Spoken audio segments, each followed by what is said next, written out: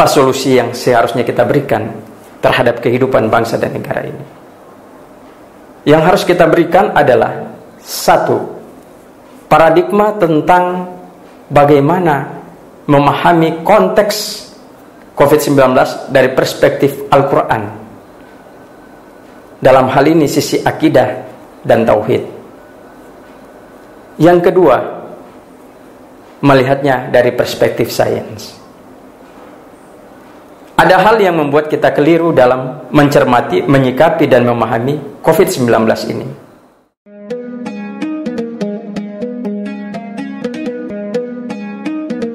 A'udzubillahi minasyaitonirrajim. Bismillahirrahmanirrahim. Yang mulia sahabat-sahabat Al-Quran dan Sains di seluruh wilayah Nusantara, perkenankan kami dari channel Al-Quran dan Sains ingin menyampaikan beberapa hal terkait dengan paradigma, pandangan, dan wawasan terkait COVID-19 yang sedang melanda seluruh wilayah dunia, terutama di Republik Indonesia. Pada kesempatan ini kami akan mengurai dan mengupas sedikit tentang paradigma atau perspektif Al-Quran dan Sains tentang energi, lockdown, dan kaitannya dengan nilai-nilai yang ada di dalamnya. Pertama, kita akan memulai dari sebuah hadis yang sudah kita kenal dalam berbagai kitab, khususnya yang terkait dengan masalah wabah. COVID-19 merupakan salah satu wabah dari sekian wabah yang melanda seluruh dunia. Kita sendiri mengetahui bahwa pada era 2004 terjadi sebuah wabah juga yang dikenal dengan SARS atau H5N1. Maka pada periode ini juga terjadi wabah, yaitu COVID-19 yang kita kenal di seluruh dunia. Ada hal yang menarik dalam masalah kaitannya dengan COVID-19 ini. Banyak hal yang membuat seluruh sektor kehidupan mengalami pasang surut, bahkan mengalami keterpurukan yang cukup parah hampir di seluruh dunia.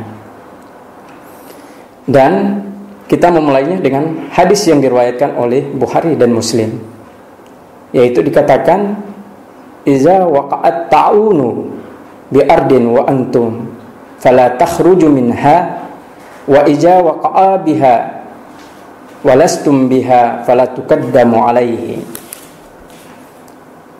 Hadis ini merupakan sebuah gambaran tentang bagaimana memetakan atau melakukan tindakan karantina atau isolasi atau lockdown di setiap wilayah ada di dunia. Kita sedikit mengupas dan mengurai hadis ini. Di awal dikatakan ija waqa'at ta'unu bi ardin. Dikatakan bahwa apabila terjadi wabah at-ta'un di suatu wilayah, wa antum biha, dan kamu berada di wilayah tersebut, fala takhruju minha, jangan kamu tinggalkan wilayah itu. Sebenarnya konteks hadis ini di awal ini tidak mengatakan harus melockdown atau mengisolasi seluruh wilayah, tetapi pada area-area tertentu saja yang harus di lockdown. Dilanjutkan pada kalimat berikutnya dalam hadis ini, wa ija waqa'a biha,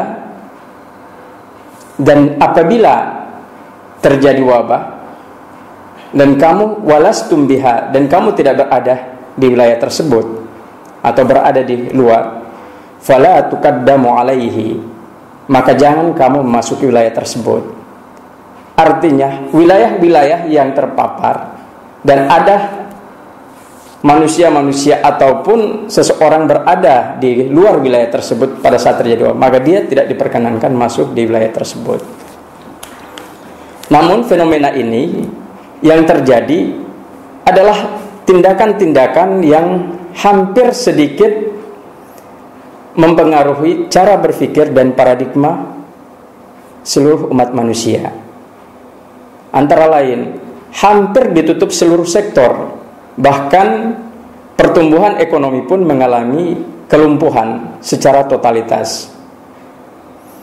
Kita diingatkan Allah dalam Al-Quran, surat Al-Imran ayat 145 sampai 147. Allah katakan, A'udzubillahi minasyaitonirrajim, Bismillahirrahmanirrahim. Wa ma kana li nafsin an tamuta illa biiznillahi kitaban muajjala.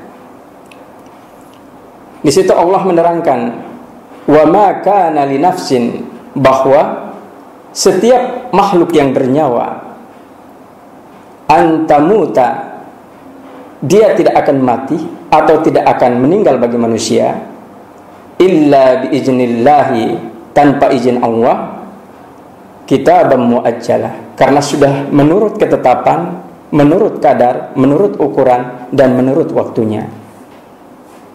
Sehingga kaitannya dengan wabah ini, jangan sampai menimbulkan rasa takut, rasa cemas, dan rasa panik di seluruh masyarakat wilayah Nusantara.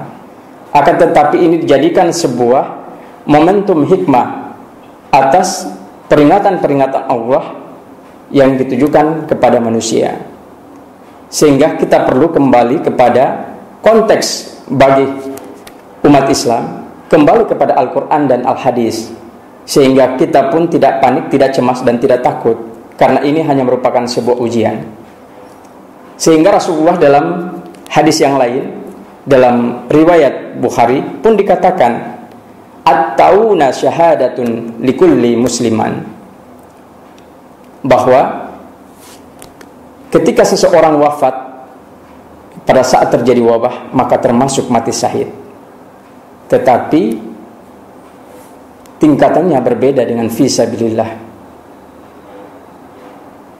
Nah, kemudian pada konteks yang lain, kenapa kita harus kembali kepada Al-Quran ketika mencermati situasi saat ini? Karena janji Allah dalam riwayat hadis Muslim dikatakan, innallaha yarfa'u bihajal kitaba aqwaman wa yada'u akharin. Sesungguhnya Allah bersumpah dengan Al-Quran, Allah akan meninggikan derajat orang-orang yang memegang atau berpedoman pada Al-Quran, dan Allah pun akan menurunkan atau menghinakan derajat orang-orang yang tidak beriman kepada Al-Quran. Makanya dikatakan innallaha yarfa'u, Allah meninggikan, bihajal kitab, dengan kitab ini, aqwaman, pada kaum-kaum, wa yada'u akharin, dan Allah pun menghinakan kepada kaum-kaum derajat yang paling rendah. Kita masih masuk kepada konteks Al-Quran yang berikut pada ayat 146. Di situ pun Allah katakan lebih lanjut, wa ka'ayyin min nabiyyin qatala, bahwa para nabi yang diutus qatala, pada saat berperang. Di sini dikatakan bahwa salah satu keunggulan pada ayat ini, wa ka'ayyin min nabiyyin qatala ma'ahu ribbiyuna katsir, bahwa mereka para nabi ini didampingi oleh orang-orang yang bertakwa yang jumlahnya cukup banyak. Fama wahanu, mereka tidak lemah, lima asabahum, ketika tertimpa bencana atau musibah, fi sabilillah, di jalan Allah.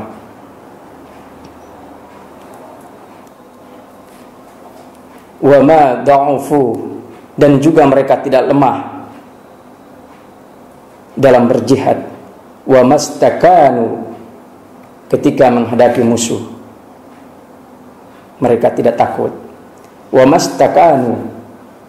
Musuh di sini tidak hanya selamanya adalah kaitannya dengan musuh manusia, tetapi bisa juga kaitannya dengan kondisi saat ini yang Allah ujikan kepada manusia, yaitu COVID-19. Wallahu yuhibbul sabirin. Allah mencintai orang-orang yang sabar. Ayat berikutnya dikatakan lagi, wa ma kana qaulahum, kemudian mereka berkata, illa an qalu, sambil mereka berdoa, Rabbana ighfir lana junubana, ya Allah ampunilah kami dosa-dosa kami, wa israfana, atas tindakan-tindakan kami yang berlebihan, fi amrina, atas urusan kami, wa sabbit aqdamana, dan tetapkanlah pendirian kami, wansurna, dan tolonglah kami, alal qaumil kafirin, atas orang-orang kafir. Kita bisa melihat bahwa COVID-19 juga merupakan sebuah rekayasa, bisa rekayasa manusia, dan juga bisa merupakan Allah yang perintahkan bagaimana semuanya ini bekerja. Karena kita tahu bahwa COVID-19 juga sama seperti penyakit-penyakit lain yang disebabkan oleh virus. Virus ini pun diciptakan Allah sebagai ujian, sebagai tantangan, sebagai hikmah terhadap manusia. Sehingga bagaimana konteks sains melihat ini? Sebelum kita masuk kepada konteks sainsnya, kita akan melihat dalam surat An-Nur pada ayat ke-35 dikatakan, Allahu nurus samawati wal ardi. Allah pemberi cahaya langit dan bumi. Artinya apa? Segala alam semesta dan isinya, termasuk makhluk hidup ataupun makhluk yang tak bernyawa, yang bergerak ataupun yang diam, yang mikro hingga yang makro, semua mendapatkan cahaya Allah. Dan semua berdasarkan ukuran dan ketetapannya. Mereka akan bergerak, mereka akan bekerja, mereka akan bertasbih, bertahmid, bertahlil dan bertakbir atas izin Allah Subhanahu wa taala. Karena itulah dikatakan, wa ma khalaqtul jinna wal insa illa liya'budun. Allah ciptakan manusia dan jin hanya untuk beribadah kepadanya. Maka secara otomatis seluruh makhluk di alam semesta ini pun akan beribadah kepada Allah Subhanahu wa taala. Berikut kita akan melihat dari perspektif sainsnya. Berikut sedikit kita lihat gambaran tentang problem atau masalah COVID-19 yang melanda dunia ini dari perspektif sainsnya. Kita mungkin tahu bahwa seluruh virus, seluruh bakteri itu memiliki kerja. Kita akan sedikit melihat dari hadis yang pertama tentang masalah lockdown tadi. Pertama, fala takhruju minha, tidak keluar meninggalkan daerah itu.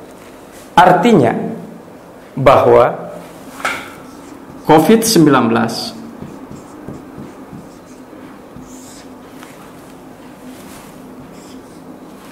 memiliki ruang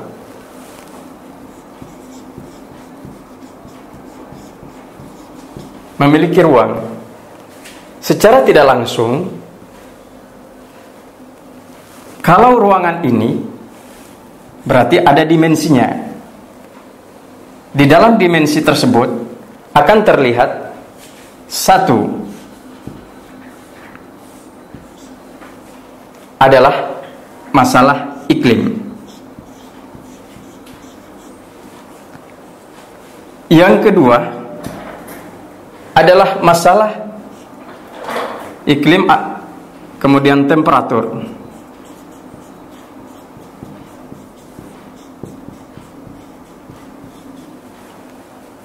Yang ketiga adalah sistem jaringan.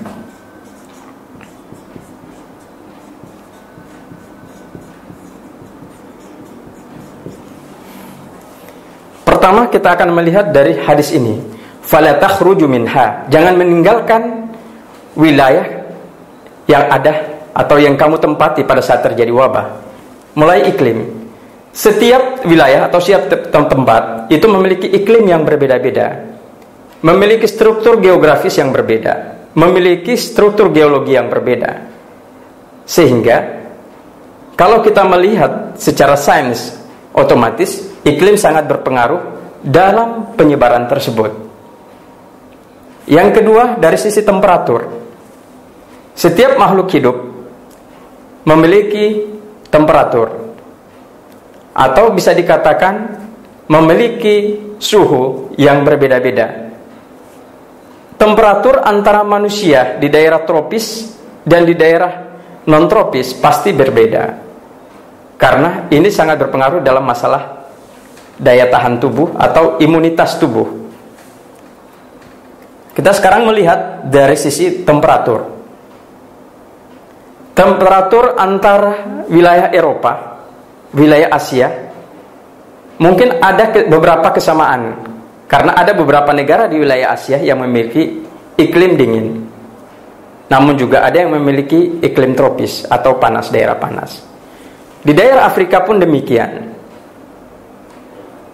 Sehingga ketika terjadi perpindahan, ada kerentanan antara yang bertemperatur di wilayah tropis atau non-tropis.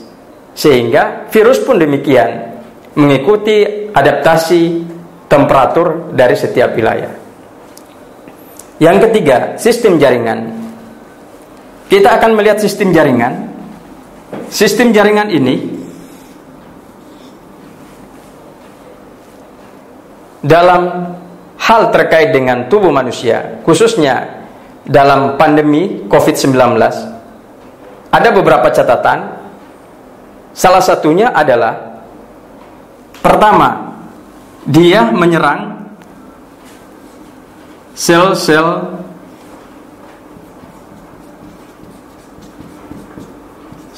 darah.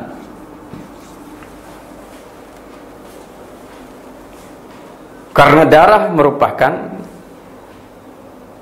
salah satu komponen dalam tubuh yang banyak mengandung air. Yang kedua adalah menyerang sel-sel tulang. Dan yang ketiga adalah menyerang sel-sel kulit.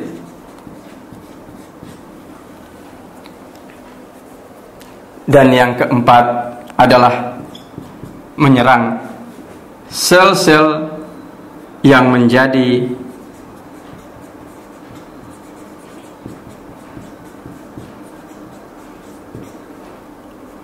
imunitas tubuh.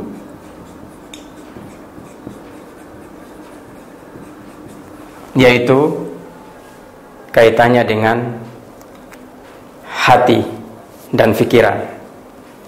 Inilah komponen-komponen yang sebenarnya membentuk sebuah sistem jaringan terkait dengan penyebaran COVID-19.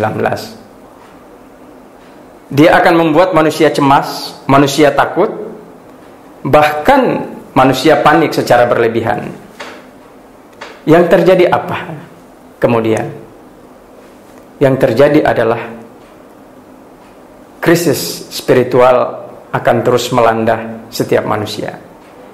Yang kedua, krisis ekonomi akan terus terjadi. Yang ketiga, krisis politik akan terjadi. Yang berikut, krisis kesehatan juga akan terjadi. Bahkan yang paling parah adalah sosial budaya, menyebabkan seluruh dimensi struktur kehidupan berbangsa dan bernegara hancur berantakan. Makanya Allah mengingatkan kita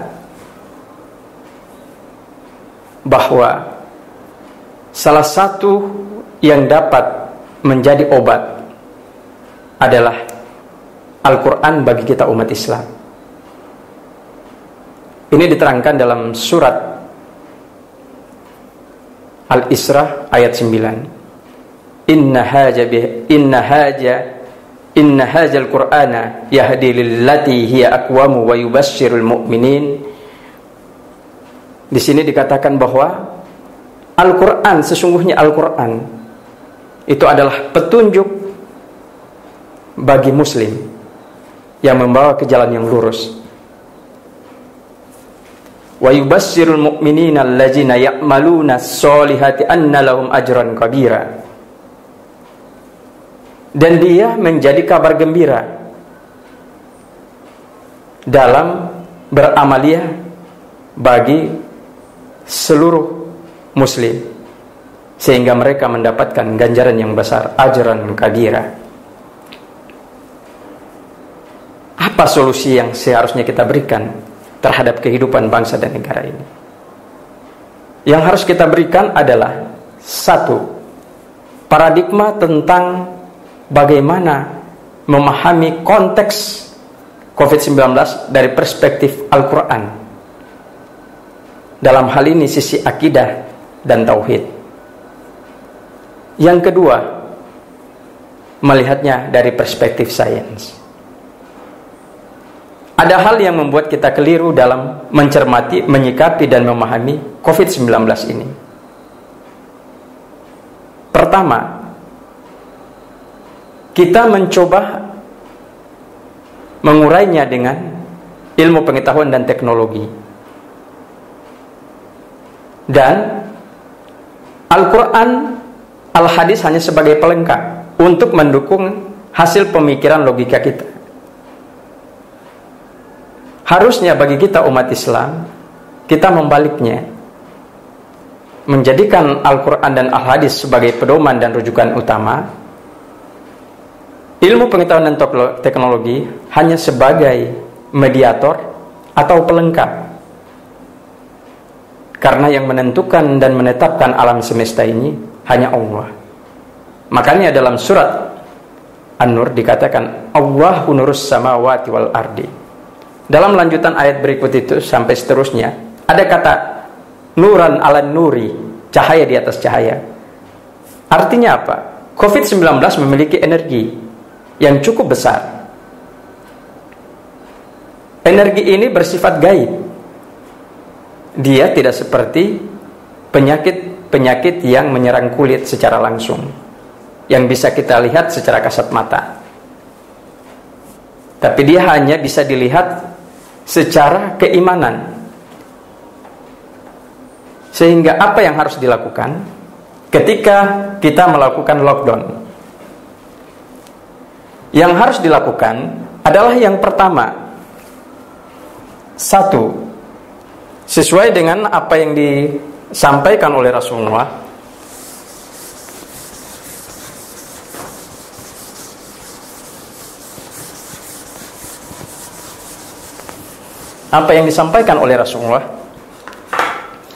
maka bila kita mengambil sampel atau contoh, katakanlah satu kelurahan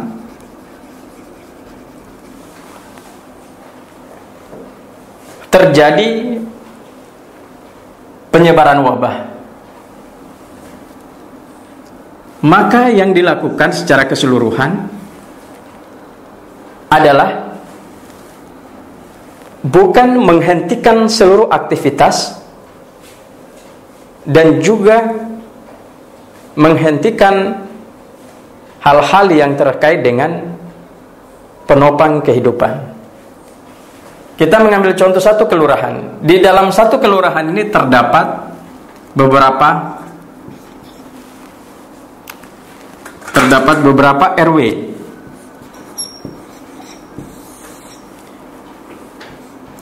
Di dalam RW ini terdapat beberapa RT. Maka yang dilakukan adalah yang pertama, jika satu RT atau satu RW katakanlah terpapar,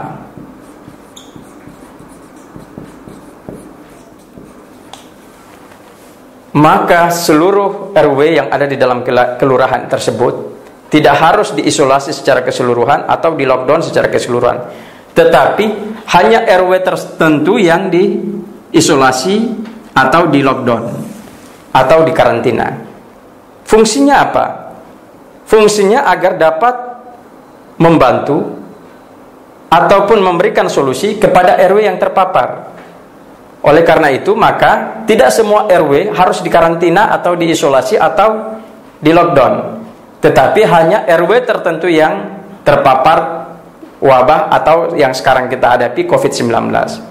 Sehingga RW yang lain bisa membantu RW tersebut, bisa memberikan suntikan, sehingga pertumbuhan ekonomi, perkembangan sektor-sektor yang lain pun tidak totalitas menjadi lumpuh, namun tetap akan terus bertambah.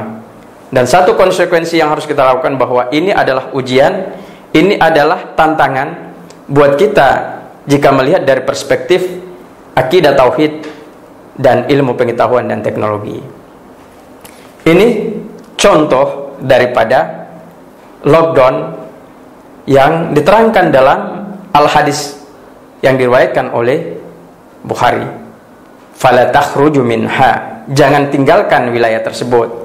Artinya tidak keluar dari wilayah tersebut, tetapi aktivitas secara keseluruhan tetap dilakukan, termasuk aktivitas akidah dalam hal misalnya kita beribadah atau menunaikan sholat di masjid, karena ini janji dan jaminan Allah Subhanahu wa taala. Pada saat ini kita pun melihat dari sisi spiritual, ada hal-hal tertentu yang membuat sehingga kepanikan, kecemasan, dan ketakutan melanda negeri ini.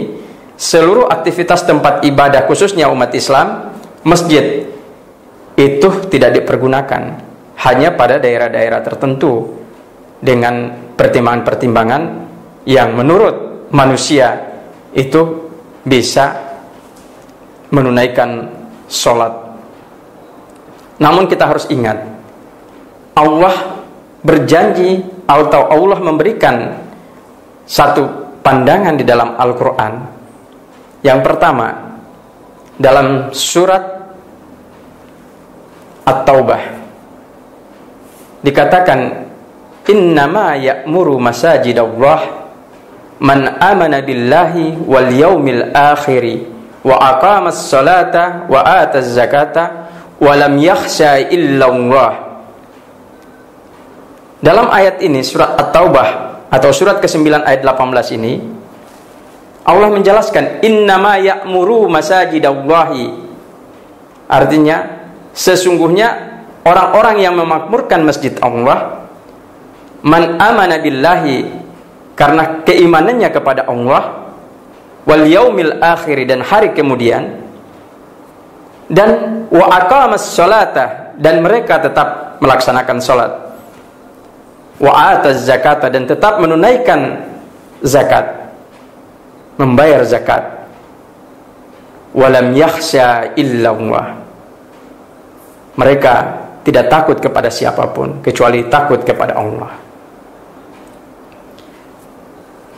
Fa asa ulaika ayyakunu minal muhtadin, mudah-mudahan mereka termasuk orang-orang yang mendapat petunjuk. Dalam konteks hadis riwayat Ahmad dan Tirmizi dikatakan juga, diulaskan juga tentang masjid. Dikatakan, iza ra'aitumur rajula yata'ahadu ya'tadul masjida fashhadu bil imani. Dikatakan bahwa orang yang beriman sesungguhnya mereka sholat di masjid, dan itu merupakan persaksian bahwa mereka itu beriman. Fashhadu bil imani, mereka itu beriman.